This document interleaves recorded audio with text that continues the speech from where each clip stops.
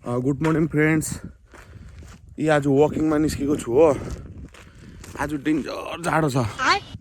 तपाईँहरू सोच्नु सक्नुहुन्न कि धेरै जाडो छ सबै। आज माथिको मान्छेहरूलाई त थाहा छ, बट यहाँको मान्छेहरूलाई चाहिँ अब यहाँको जाडो चाहिँ डरलाग्दो छ कि अहिलेको बिहानको जाडो।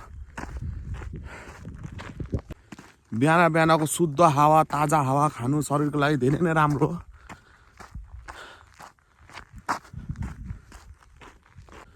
लु साथी हो, यहाँ मेरो सानो ब्लग हेरिदिनुहोस्। तपाईँहरू मन पऱ्यो भने लाइक कमेन्टहरू सेयरहरू पनि गरिदिनुहोस् हो।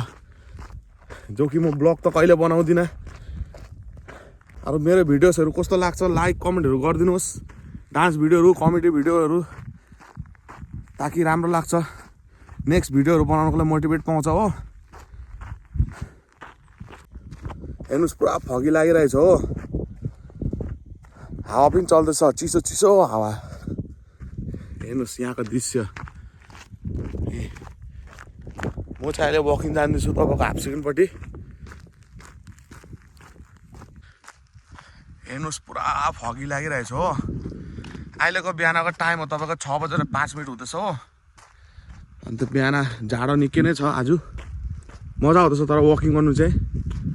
तपाईँहरू पनि बिहान वकिङ गर्नुहोस्, आफ्नो हेल्थ बनाउनुहोस्, जो कि मोस्ट इम्पोर्टेन्ट हो। आफ्नो शरीर सहीमा राख्नु।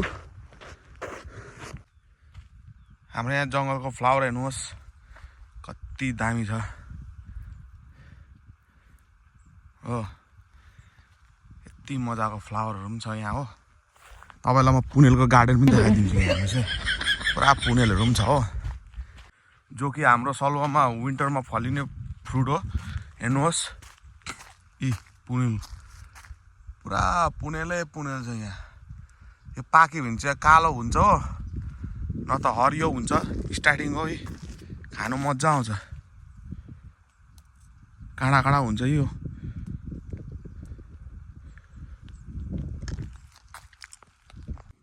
हेर्नुहोस् है, पुरा भरपुर मात्रामा पाउँछ यहाँ पुनेल हो। यी खानु मजा आउँछ। पुरा जङ्गलै जङ्गल छ हो। फगी पुरा लागिरहेछ। पुनेल पुरा चारैतिर पुनेलै पुनेल छ। यहाँ पनि छ हो। यो पुनेल हाम्रो सलुवामा विन्टरमा खालि फलिन्छ हो। विन्टरमा पाक्छ, विन्टरमा खत्तम हुन्छ। तपाईँहरू दार्जिलिङ कालिम्पोङको बासिन्दाहरू अगर यो पुनेलको चारा लगेर त्यहाँतिर रोप्यो भने कतै हुन्छ कि 12 महिना। मलाई त्यस्तो लाग्छ, किनभने ठन्डा महिनामा खालि फलिन्छ हो। हेर्नुहोस् है, हाफ सिजनको त्यहाँ यी बयरहरू पनि पुरा छ। यी अहिले यति पाक्नु त पाएको छैन। जब पाक्छ खाँदा हुन्छ, मिठो हुन्छ यहाँको बयर। तपाईँहरू पनि खानु सक्नुहुन्छ। आउनुहोस् हाम्रो हाफ सिजनतिर, यहाँ हेर्नुहोस् दामी छ आजको दिन। हेर्नुहोस् पुरा बयरै बयर छ यहाँ। बयरको रुखहरू पुरा छ। खानु छ भने आउनुहोस् यहाँ हाम्रो हाफ सिजनपट्टि। पुरा बयरै बयर छ, साथमा पुनेल पनि छ। यी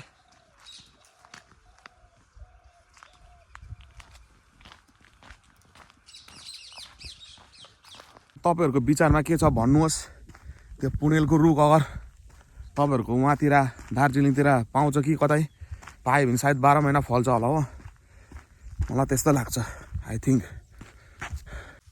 यहाँ एउटा ठुलो टावर छ इलेक्ट्रिकै।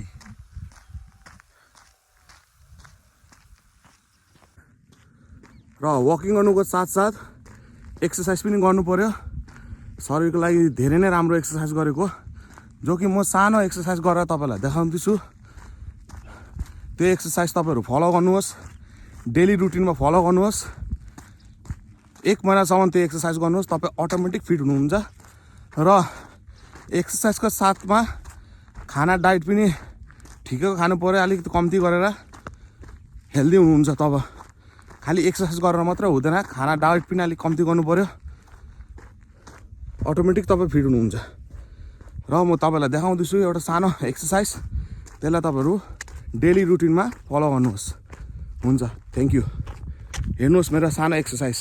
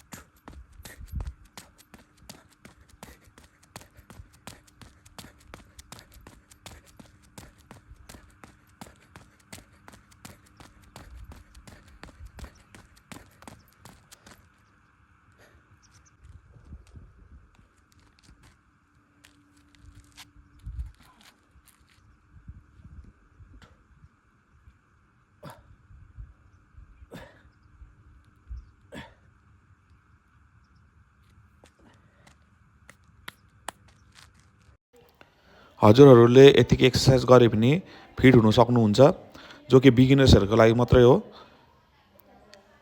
यति मात्रै फलो गर्नुहोस्।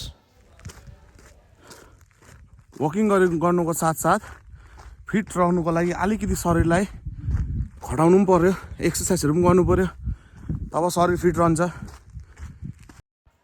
मेरो ब्लग कस्तो लाग्यो हजुरहरूलाई लाइक, कमेन्ट अनि सेयर गरिदिनु होला, अनि सब्सक्राइब गरिदिनु नबिर्सनु होला। धन्यवाद।